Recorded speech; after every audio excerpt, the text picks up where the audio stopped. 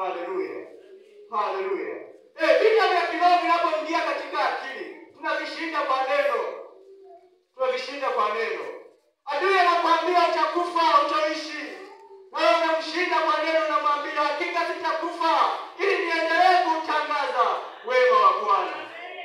Bwana Yesu apewe sifa. Haleluya.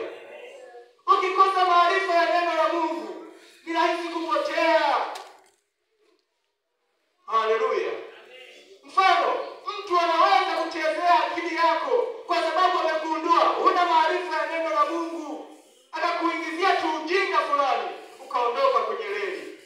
Ukaondoka kwenye reli. Haleluya. Mtu anaweza akachezea akili yako, akakuaminisha mambo ya kijinga. Eti usimsaidie yule kwa sababu tu yeye anaamini kuwa yule ni mchawi. Na wewe anataka kuaminisha kwamba yule ni mchawi. Anakuambia usitembee na yule, atakuharibu, yule ni mumbea. Hiyo ni vita ya kiroho. Mwambie toka nyuma yangu shetani. Haleluya.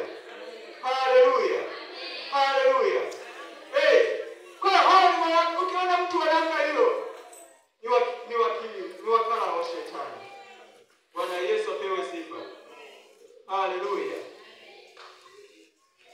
Tena akiendelea kukujia tena na tena, maana mawakala wa shetani hawachoki.